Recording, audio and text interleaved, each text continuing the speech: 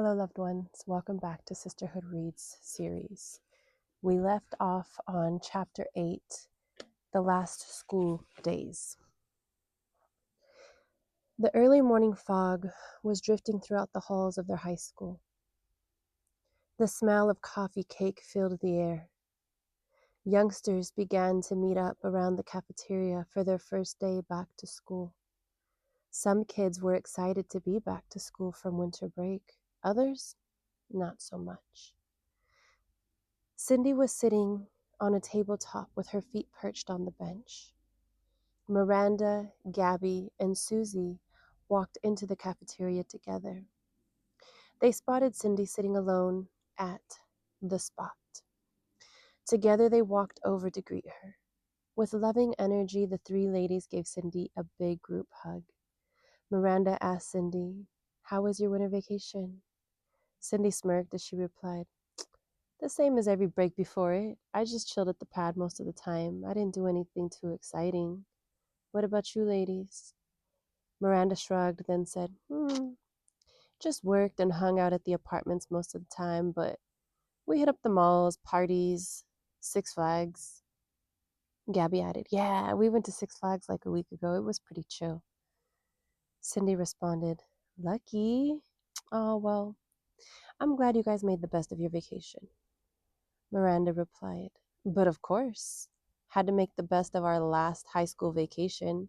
Next year, we might not have time for all of that together." With excitement in her voice, Cindy asked, "Oh man, I know. Can you believe this is our last semester here?" Susie answered, "Yo, and I'm thrilled about it. I cannot wait to go to college and have some fun." Cindy smiled as she asked Susie, "So do you already know what school you're going to attend?" Jason walked up just in time to hear the question. Before even saying hello, he interrupted saying, "School of Hard Knocks, esa? Thought you knew." "Ay, travieso. Good morning, Pa. Good to see your crazy ass actually in school," said Miranda. Jason replied, "What up, though? Oh, I won't be staying too long. I just came to meet up with the homies. Then we'll be going to our back to school kickback." Susie laughed out loud. She said, "I can't believe how serious you look when you say that. Really? A back to school kickback?" Jason lifted one eyebrow. He questioned, "What's wrong with that?" Susie answered, "Well, that sounds like something you should throw the day before school starts. Otherwise, it's just a ditching party." Jason laughed at Susie as he responded, "Damn, Susie, the fuck did you do? Live your excitement through your mom's glory days? Ditching parties are from the 80s and shit." Susie rolled her eyes at Jason's statement. Susie said, "Whatever, fool. All I know is that I find more excitement at school with my homies versus where there's a bunch of drunk and doped up kids acting a fool while wasting their precious youth away." Susie asked Jason, "Okay, so what I want to know is, why do you meet up at school instead of the kickback?" Jason answered, "To protect the location, duh. If I let people know ahead of time where the kickback is, it's most likely going to get raided. So, fuck that." Miranda laughed and said, "Duh, Susie, over here living under a rock like our kickbacks didn't go down in middle school. You must have been too drunk to remember, though." Susie made a face as if she got busted. She laughed and teasingly shoved Miranda. Jason said, "But hey, Miranda, since you're here, can I get an eighth?" Miranda reached into her bra and pulled out an eighth of Kush. She shook Jason's hand, exchanging the weed with Jason for some cash. Jason said, "Good looking out, G." Miranda smiled and said, "Órale." Jason said, "Well, I'll catch you all soon." The ladies wished him a safe day. One by one, friends began to surround and place their backpacks down on the lunch tables. They all greeted each other with hugs, air kisses, or handshakes. The cafeteria echoed with the murmur of conversing and laughing. The school bell rang. The kids grabbed their backpacks and started toward their first period. Some walked together as they continued conversing. Some of the kids hugged and agreed to see each other later. Miranda had made a few sales on her way to her first period. By the time Miranda made it to her first class, she had already made $135. She stepped into her first period history class with a bright smile. With the glow in her face, Miranda shouted, "Good morning, Miss Jimenez." Her teacher, Miss Jimenez, said, "Good morning. Wow, I must say it's rare to see anyone that excited to be back to school." Miranda replied, "I just love school, Miss Jimenez. I find that it really and truly does pay to be here." In her head, Miranda laughed hysterically, but on the outside, she wore a big grin. Miss Jimenez said, "Well, I'm very thrilled to hear that. Welcome back." Miranda smiled and took a seat. Miss Jimenez was a chill teacher. Miranda knew that first period would be a breeze. Susie, on the other hand, had math for first period. Everyone knew her teacher, Miss Rank, to be a grouch. She didn't seem to give Susie any problems yet. Miss Rank did not tolerate tardiness. All the kids who walked in after the tardy bell were sent to the auditorium room to hang out until first period was over. Isela had Miss Rank the year before and was drop failed because she was always just seconds or minutes late to class. Isela's mom wasn't even tripping though because it was her fault that Isela was always late. Miss Rank got straight to business. No questions on how their vacation was. She just expected the kids to know how to solve these math problems. If a student asked for any help, they were told, "It's a problem, solve it." Before class was over, the kids were assigned way more homework than they cared to receive. Susie reviewed it and thought, "What a bitch." Susie knew she could complete the assignments. She just wasn't happy about how much work it was. Susie wondered if the other teachers would assign as much work as her first period teacher on their first day back. Or was it merely Miss Rank living up to her legacy? First, second, and third period came and went. None of Susie's other teachers gave any homework. Both Susie and Miranda were able to leave school at lunchtime. Because they took summer school the first 3 years for fun, they both had enough credits built up and only needed to take 3 classes each semester of senior year. The ladies met up at the same table from the morning. They hung out with their friends until the bell rang. Susie asked Miranda, "¿Qué huele, mujer? You down to roll up the street and I'll buy you a burger?" Miranda answered Susie's question with the question, "Does that burger come with cheese fries and a strawberry shake?" Susie replied, "Baby girl, you can have whatever you like."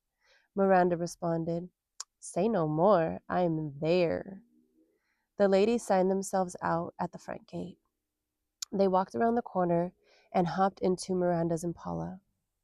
The burger spot was only a few blocks up from the high school. The ladies waited for their meals in the drive-thru.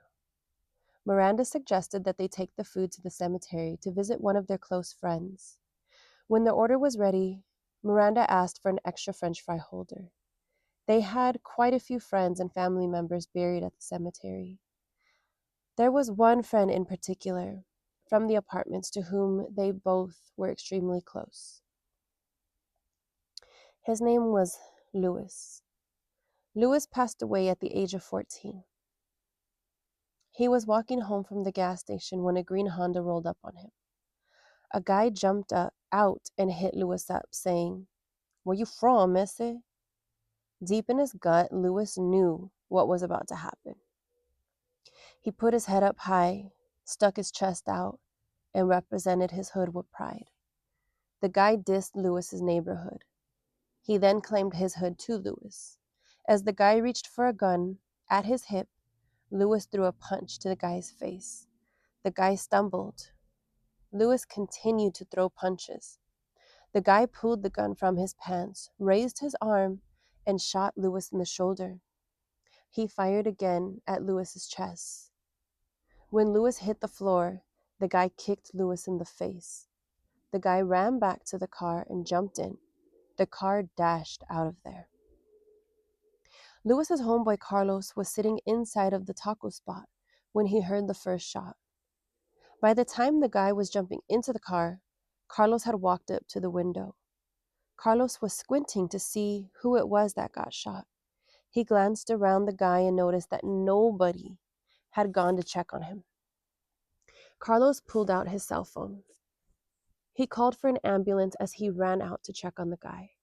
When he arrived at the body, he saw that it was Lewis. Carlos's eyes grew wide and he froze for a second. The situation suddenly became much more real.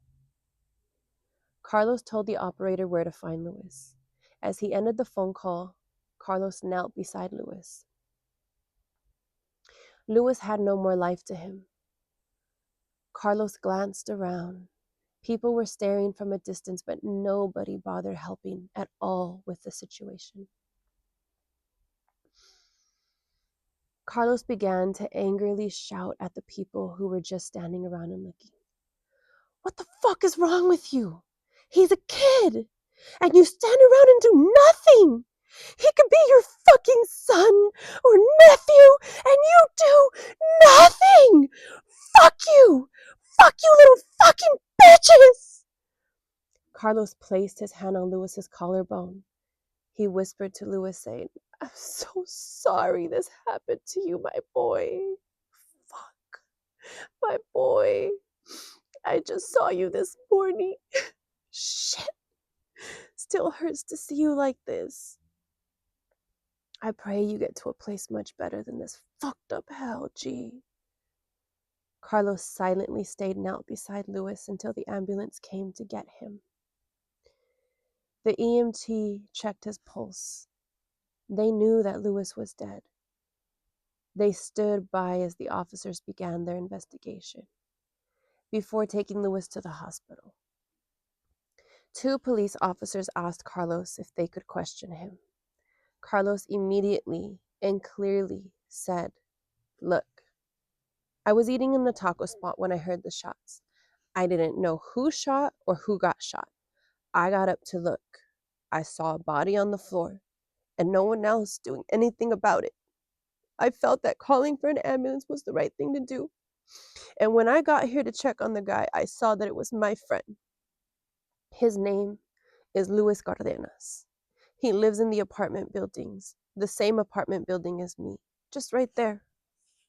Carlos pointed toward the complex. That's everything I know. One of the officers nodded his head, saying, You're a courageous kid. Seeing the agony and fear in Carlos's face, the policeman shook Carlos's hand, then let him go. Carlos slowly walked back to the apartments. He walked through a gate door off of Glen Oaks Boulevard, leading into the parking lot. As he walked home, there was a group of friends hanging out. They all shouted hellos and what's up in Carlos's direction. He silently walked right past them with his head down. Isela felt something was wrong, being that Carlos didn't budge and kept his face looking downward. She called out to him asking, Hey Carlos, ¿qué pasó? Carlos stopped in his tracks. He lifted his head, looking straight ahead of him. Carlos then fell to his knees. Placing his face in his hands, he began to sob uncontrollably. Everyone in the circle rushed to and surrounded Carlos, trying to console him. As he continued sobbing, he said, Lewis got shot on Glen Oaks. He's gone. My homeboy, he's gone. Everyone was shocked and saddened by the news. Some of the other hood kids were angry and wanted revenge, but Carlos didn't have answers to any of their questions. The anger quickly turned to tears as they all mourned the loss of their childhood friend. The girls pulled up to the cemetery. They drove up to the area where Lewis's body rests in eternal sleep. Susie carried the food. Miranda grabbed a blanket from the trunk. Together they walked up to Lewis's memorial plaque. Miranda placed the blanket down on the grass for the ladies to sit on. Susie placed the extra French fry holder close to the tombstone. Both ladies ripped a piece of their burger and put it in the French fry holder along with some French fries. The ladies sat there eating their food as they reminisced on the good and the bad times they shared with Louis. Miranda mentioned, "Remember that time you were jump roping and Louis was throwing rocks at wasps' nests with Gabby? The wasps started chasing them and they ran toward you yelling for you to run. It took a while for you to get why, but after you were attacked, you started running." Susie laughed as she responded, "Oh, how could I forget? Oh, I was so mad for like a week." Susie's eyes began to welt with tears. As she gazed off into the distance, she went on to say, "Man, I remember when my brother died. Louis kept asking when he was coming back. We both were too young to understand death. I just knew Mom said he wasn't going to come back. I got tired of saying, 'I don't know,' to Louis. One day, the frustration built up, and I just started hitting Louis over and over, screaming, 'He's never coming back, okay? So stop asking me, leave me alone.' Instead of being angry with me, he pushed through my swinging arms, threw his arms around me, and hugged me tightly. He apologized over and over as we hugged each other so tight, and we cried together. I realized that he missed my brother just as much as I did." Miranda rubbed Susie's back and said, "It trips me out how we watch our neighbors and relatives become gangbangers and lose the ability to think for themselves, get locked up, have early deaths, and the next generations watch this.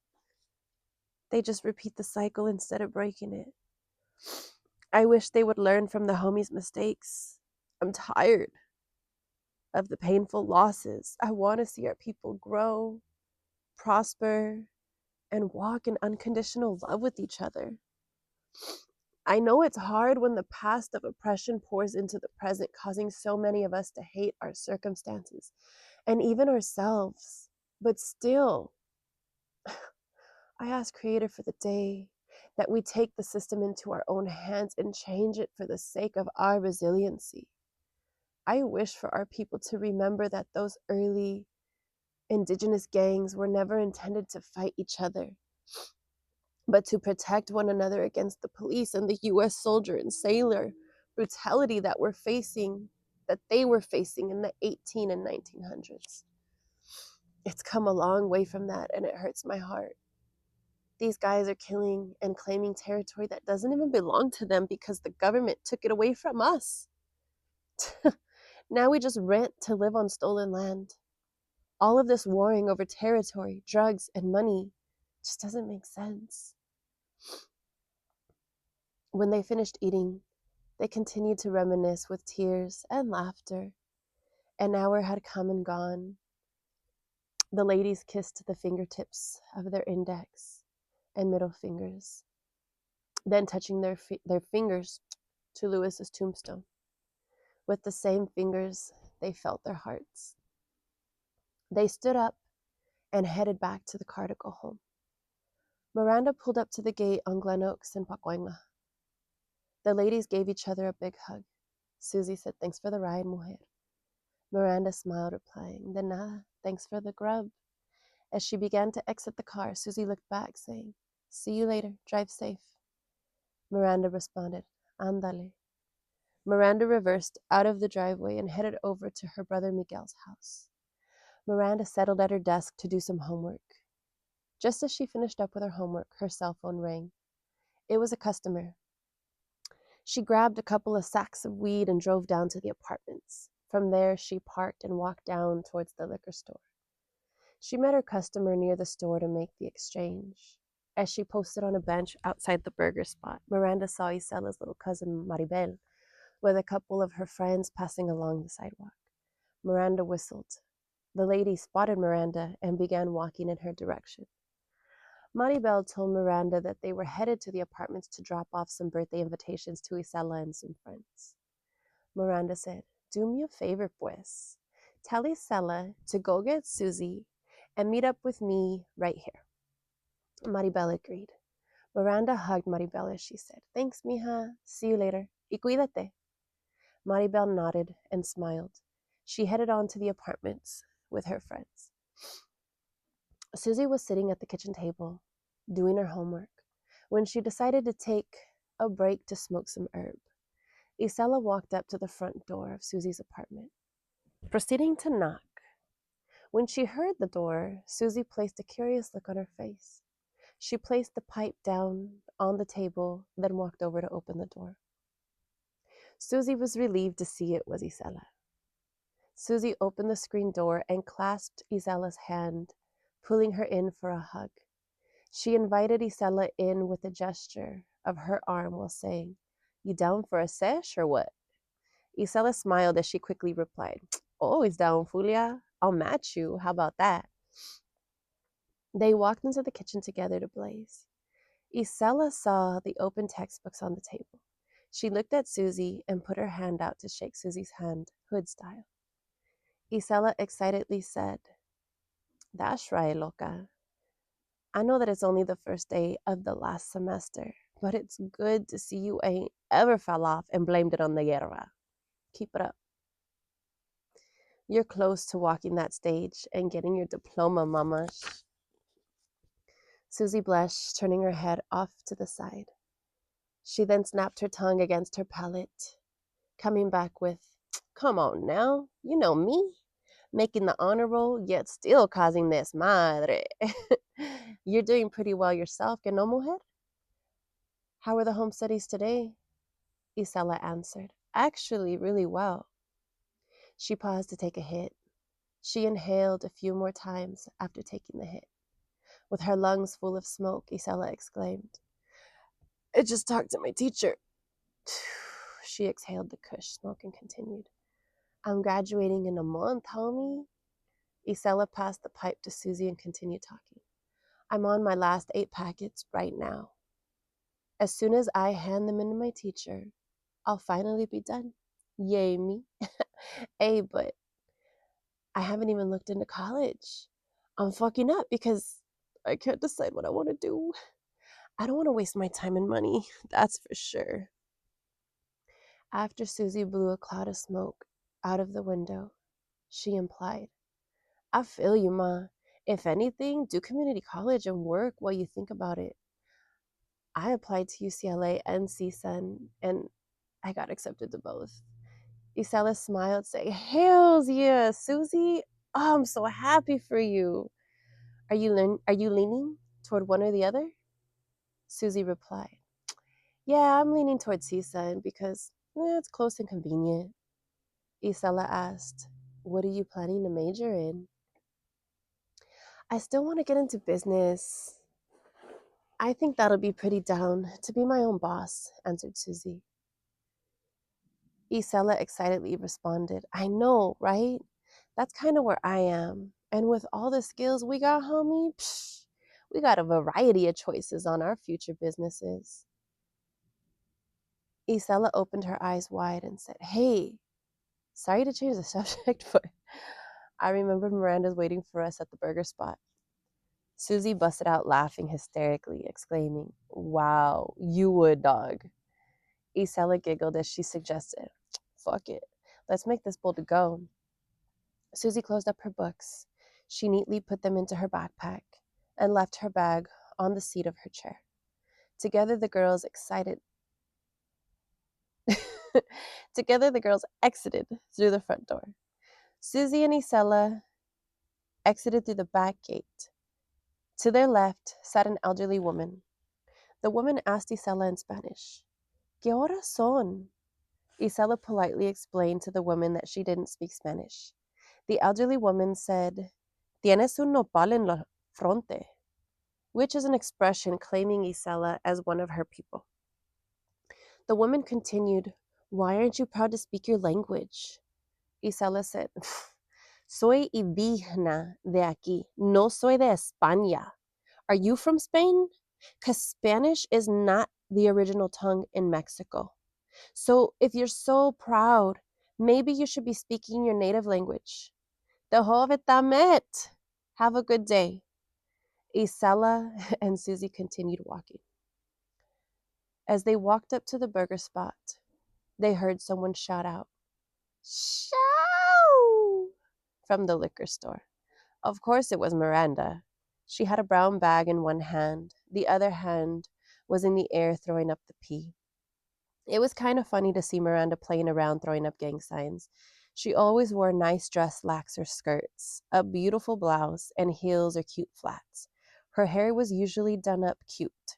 She often wore 1920s through 40s updos. Her favorite hairstyles involved pin-up curls, faux bangs, and wearing bandanas or scarves in her hair. The young ladies all smiled at each other and huddled up. Both Susie and Isela hugged Miranda.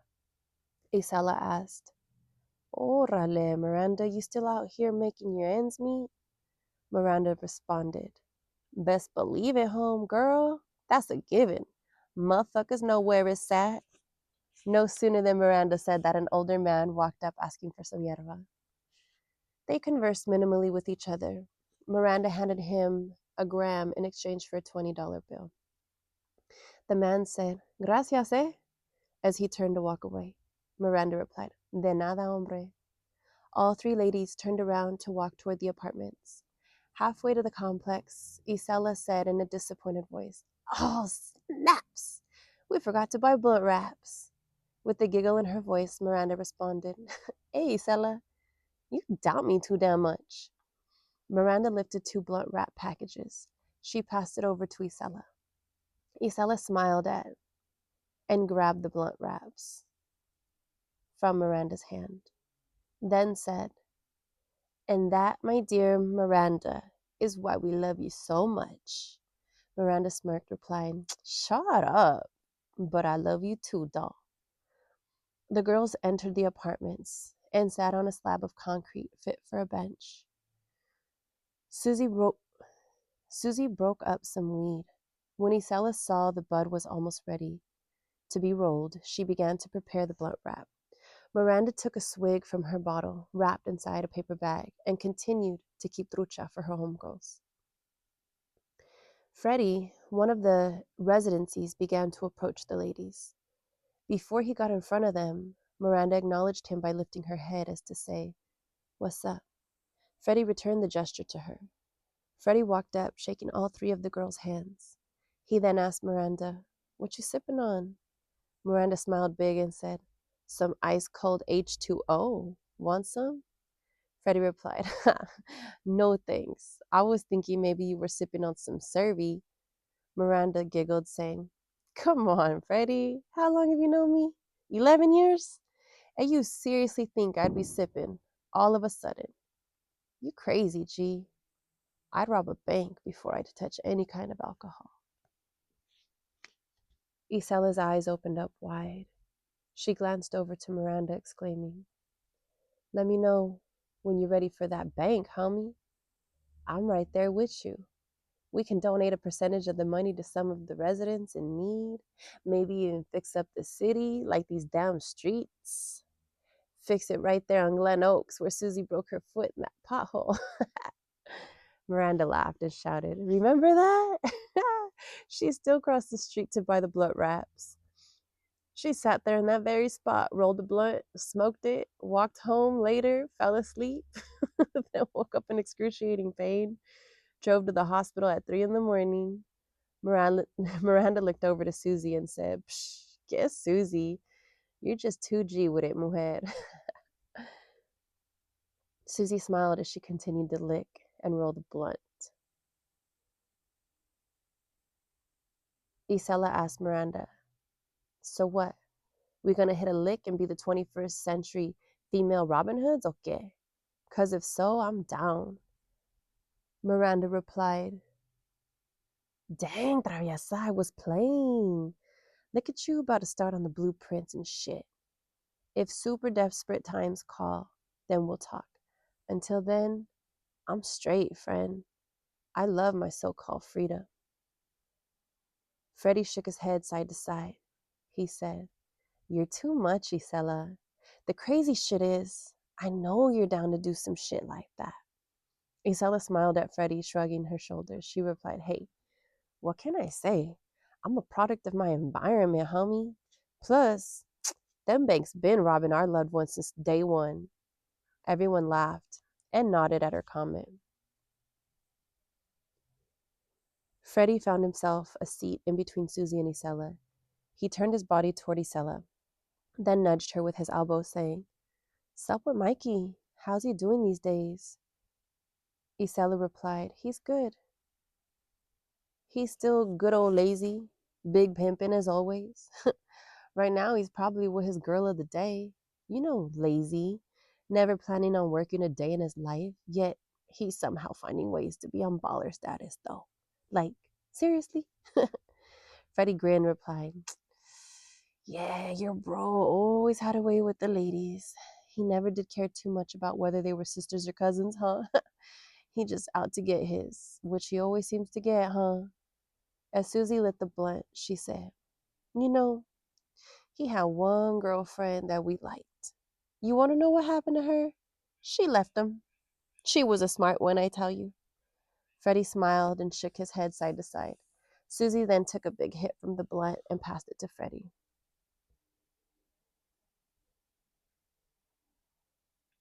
Freddie hit the blunt and offered it to Isela. This order was how the rotation worked until the blunt was gone. Right as the blunt finished, they heard Gabby singing her way around the corner. Gabby walked up with her beautiful smile. She took her headphones out of her ears and joyfully exclaimed, "What's up, ladies and gents? How's everyone doing?" Everyone replied at once, "Good." Isela questioned Gabby, "Haven't seen you outside in a couple days, ma. Why is that?" Gabby gave a big smile in Isela's direction before replying, "Miranda knows. I've been spending the last few days with my cousin at his studio, recording hooks. Hopefully soon he's going to help me record some of my songs." Susie nodded her head as she listened to what Gabby was saying. Susie was the first to say, "That's dope, Gabby. You're so talented and have such a beautiful voice. I'm glad you're going to do something with it, other than just entertain us by taking our song requests." Isela said, "Yeah, and don't go forgetting about us little people when you get big either." Gabby laughed and said, "Thanks, ladies. Y'all are my childhood sisters. You know I could never forget any of you. Anyway, this project is simply to get my feet wet. I even started rapping on some of the tracks." Miranda said, "Hey, trying to show Isela how it's done, huh?" "Nah, it'll start as you getting your feet wet, but I know it'll develop into something bigger for sure, because you got mad skills, homegirl." Gabby flashed a smile and said, "Thank you, Miranda." Isela added, "You rapping too now, huh? Huh. We're not just childhood sisters. We hood sisters. Nah, but seriously, we gotta drop a track together. Just for fun." Gabby replied, "For sure. I think it's only right we do some songs together, sis." Susie asked, "What is it like being in the studio?" Gabby blushed as she replied, "Okay, so it's not exactly a professional studio. My cousin grabbed an old stand up fiberglass shower that my uncle was throwing out. He flipped it upside down and ran the microphone cord through what was once the drain hole. The microphone hangs down in the shower, but yo, the sound is banging. And he uses an old dusty computer, but it gets the job done. We have fun creating, no doubt about that." Isela said, "If you love it, that's all that matters. I mean, honestly, we all got to start somewhere. At least you're making moves." Just then, Denise walked up with her best friend, Clever. Clever was holding the handlebars of a beach cruiser next to him. He nudged the kickstand of the bike down with his foot. Clever and Denise shook hands with everyone in the circle. Then they blended within it. Isela smiled at Denise and Clever, asking, "Firme bicicleta, homies? Where are y'all cabrones coming from?" Denise and Clever glanced at each other and together began to tell the story. Denise started. So, Clever said that he wanted to smoke me out, right? His thing was we had a blaze in the jungles though. I'm like, all right, fuck it then. Let's do this. We started walking down the Ave. Clever cut in saying, this dirt bag motherfucker on a bike grabbed on Denise's titties. I'm like, ah, hell nah. This fool ain't getting away. We chased him for what? 7 seconds before this putil went down. We bombed on that fool recklessly and came up on this bike, among other things. Miranda, excitedly raising her voice, said, that's exactly what he deserved. Most females would be stuck on stupid like, what the fuck just happened? Good for you, maldita. Susie asked Denise, dang, did you have your burner on you? Denise patted her side. She kept her gun in a holster under her arm. Denise said with an attitude, that fool ain't worth no balas, you feel me? He got what he deserved, though. Susie nodded, responding, that's what's up. Crazy, though, that fool had no idea that fucking with you could have got him killed. So what, Miss Maldita? On to the jungles it is, then? Denise replied, yeah, I guess so. After all, that was the plan. Denise glanced at everyone, asking, are you guys migrating with us? Susie said, yeah, let's do this. I got ends on a bleezy or whatever. Freddie stood up, saying, nah, I'm out. I'll see you guys later. He shook everyone's hand, then went into his apartment to grub and play video games. The others made their way to the jungles, which was just about 900 feet away. There's a half circle of benches covered by shade and surrounded with grass. It's usually a pretty chill place to kick it, so long as the neighbors or enemies aren't out hating or out to put in work. Everyone grabbed themselves a seat. Susie and Denise were on blunt patrol, so they sat next to each other on one bench. As they rolled the bud, the surrounding homies conversed amongst each other. Isela and Miranda got to talking about car shows. Miranda told Isela, you know there's a car show coming up right around the corner. Please tell me we're putting money aside so we could get a crackin' playgirl. Isela replied, I'm on it. I put some time into new designs. Now it's just printing the tees. So we'll most definitely set up shop. Miranda said with excitement in her voice, I can't wait to see your new creations. I think we could put our minds together to create some new classic oldie shirts. The last ones we created sold the quickest at the last show. Let me know how much feta you need me to drop. Isela, Isela replied, but of course. I'll text you a quote. Isela looked over to Gabby, saying, what's up, though? Are you going to roll with us this year? Gabby began to nod her head, but before she could give an answer, Clever interrupted the conversation by asking, what the fuck? Why don't you guys ever invite us youngsters to go with you? Isela responded, because, little homie, where and when we go to have fun. Wherever you travieso looking ass fools go, there seems to be some drama. Now, don't get me wrong. I know you wouldn't start anything, and I would love to take you to the kind of places we go. But you decided to bang, little homie, not me. That means there's a lot of places you won't be able to go. I mean, Isela shrugged her shoulders and said, you can go. You're just more likely to throw putazos or get shot at if you do. That means we throw putazos right there with you or risk getting shot at if we choose to bring you. You know we wouldn't leave you hanging. But that shit right there, it ain't the business. Clever, shaking his head side to side, said, that's crazy. The only time we get to have fun is at a motherfucking hood party. Isela smiled at Clever. She shrugged her shoulders again and said, hey, we all make our own life choices. You're not restricted from having any fun. It just depends on what you call fun. You can always go hiking, kayaking to the snow, or camping at a beautiful site away from civilization. Clever nodded his head in agreement. He then replied, I'd like to try all that white boy stuff, but I don't have that kind of money. It's all way too far, too. Isela replied, first of all, mental. You're indigenous, fool. Our people didn't always have malls and city noise. Camping, hiking, and canoeing were more of a lifestyle. It was sort of how our people lived on a day-to-day basis. Secondly, this is California, fool. You don't even need to travel far to get to places like that. And camping is pretty cheap. After paying for a site, you don't need a lot of money. Of course, you want to have food, a tent, and a sleeping bag. Clever snapped his tongue against his palate and responded, Ah, you see, I don't have any of that stuff.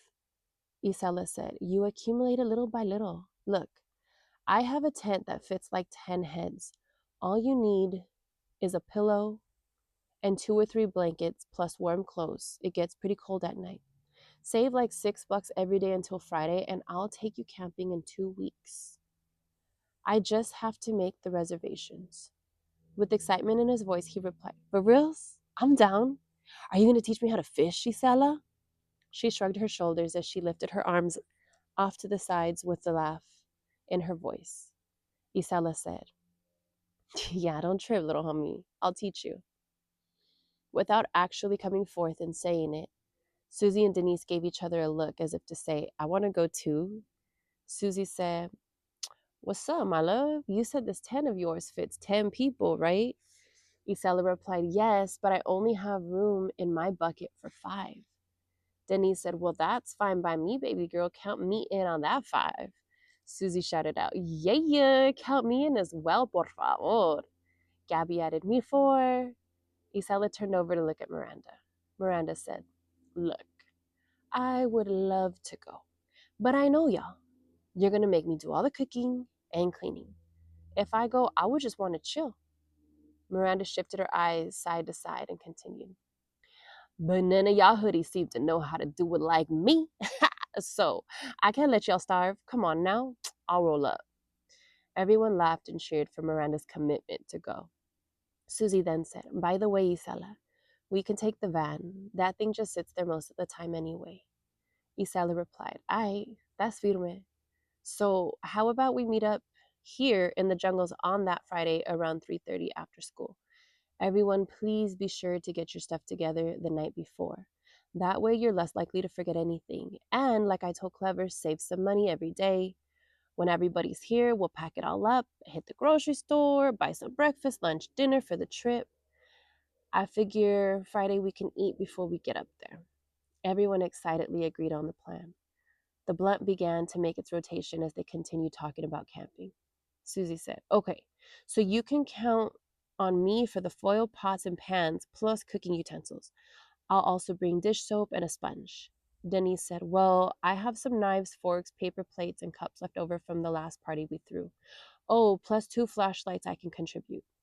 Isela said, Okay, cool. That helps out a lot. I have 3 fishing poles. I also have the ice chests. If you guys can think of anything that could come in handy, like a chair to sit around the fire, bring it. Susie asked Isela, I don't have a chair. Should I buy one? Isela responded, I have 3 extra chairs, if that helps. Denise said, I have 3 chairs too.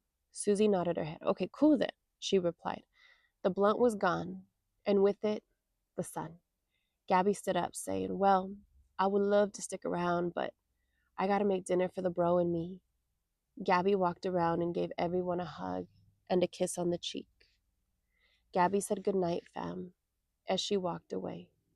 Denise looked over to Clever and gestured her head to the left, saying, You ready to bounce too? Clever nodded his head yes.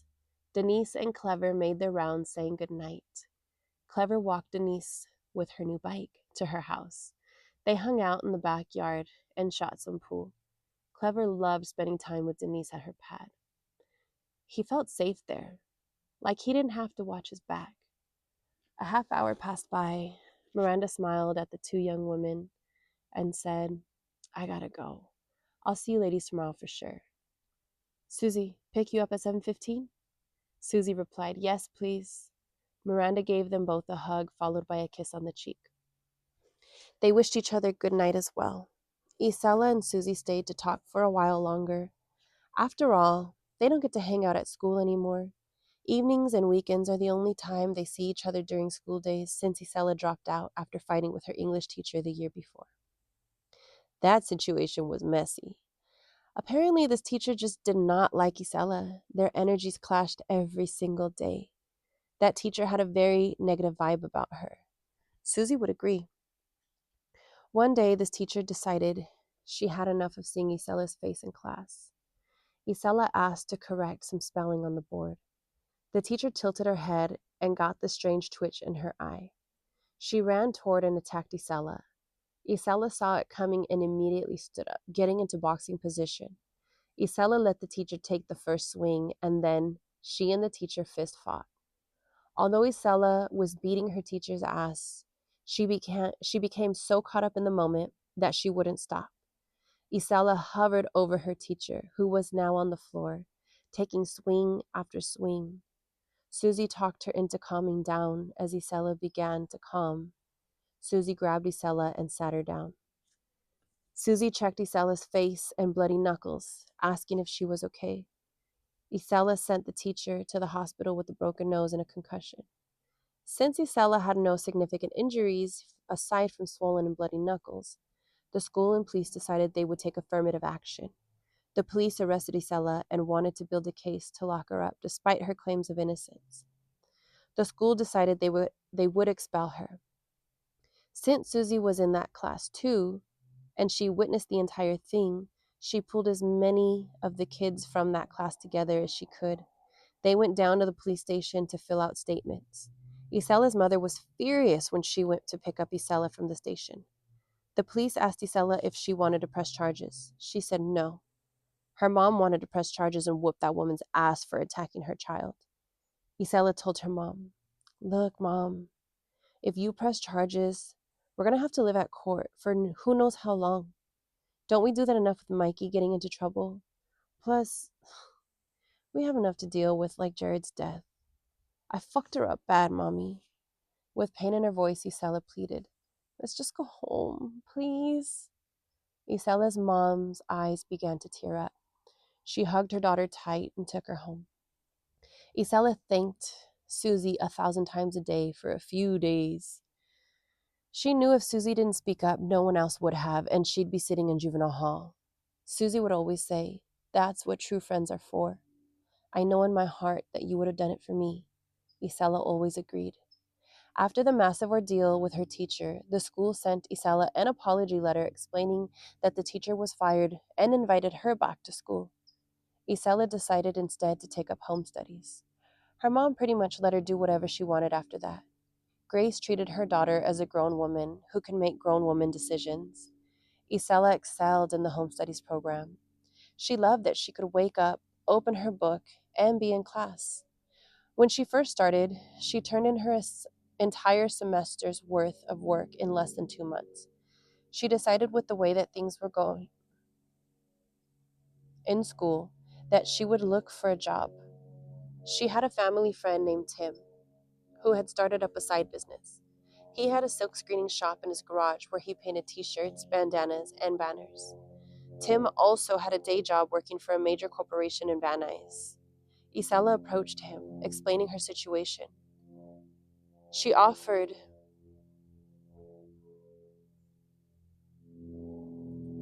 gotta wait for that sound to go away. I don't know if you can hear it, it's a plane hovering. Okay, anyways, she offered to help him with silk screening while he worked during the day so he can have more orders than just the ones he did over the nights and weekends. Tim said he wasn't interested in hiring Isela to help with his business.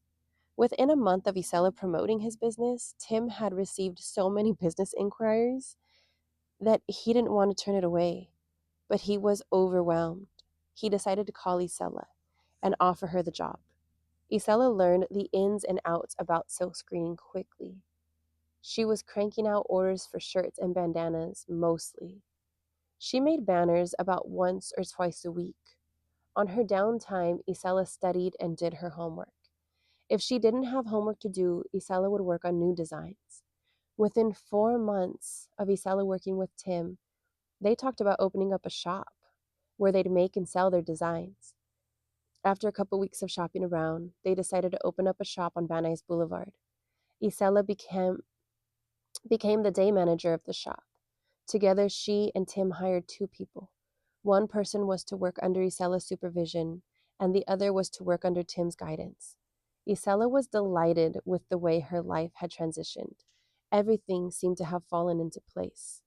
Isela's relationship with her mother was also growing stronger. All right, that's it for this chapter. Thank you for joining in. I know that was a long one, and I'll catch you at the next one. Peace out.